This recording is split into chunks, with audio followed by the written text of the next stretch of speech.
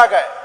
দুনিয়া এবং আখিরাতে আল্লাহ রাব্বুল আলামিন তাকে শ্রেষ্ঠত্ব দান করেন, যিনি দুনিয়ার জীবনে বেঁচে থেকে তার এলেম অনুযায়ী আমল করে, এলেম অনুযায়ী কাজ করে এই সমাজকে পরিবর্তনের চেষ্টা করে। এমন এক মানুষকে নিয়ে আমরা কথা বলতে দাঁড়িয়েছি, ওনার গোটা জীবনটা আখলাকে ভরা ছিল।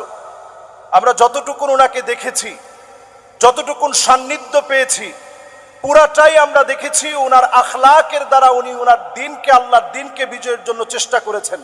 আমরা বহু আলেম এখন আছি, আলেমরা কথা বলি ঠিক, অন্তরে আমরা সেটা লালন করি না, অন্তরে লালন করলে সেটা বাস্তবায়নের চেষ্টা করি না।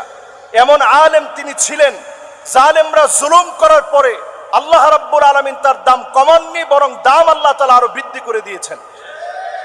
সুতরাং আমরা আজকের এখানে শেষ কথা এইভাবে বলতে চাই, ওয়ামান ইআতামাদা আলা মালিহি ক্বাল্লা, কোন জালেম যদি মনে করে আমি টাকার দ্বারা জালেম হব, আল্লাহ রাব্বুল আলামিন তাকে টেনে হিচড়ে নামিয়ে দেয়। ওয়ামান ইআতামাদা আলান নাসি মাল্লা, কেউ যদি মনে করে আমার চতুর্দিকে লোকজন আছে, আল্লাহ রাব্বুল আলামিন তাকে টেনে হিচড়ে নামিয়ে দিবে।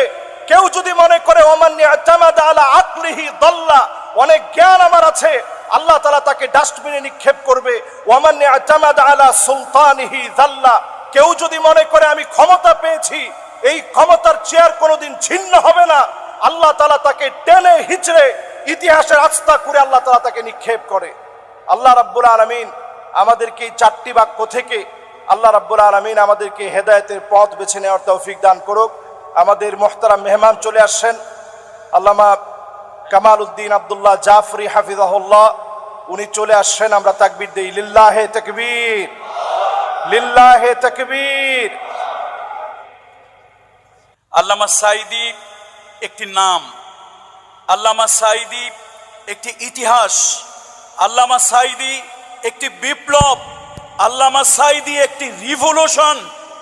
গোটা পৃথিবীতে মুসলিম মিল্লাতের জন্য ক্ষণজন্মা এই মহাপুরুষ, তিনি যেন আমাদের ইতিহাসের আকাশে একটা ধূমকেতুর মতো আবির্ভূত হয়েছিলেন। আমি সাঈদী সাহেব রাহিমাহুল্লাহু তাআলার জীবনের ওই বিষয়টা তুলে ধরতে চাই।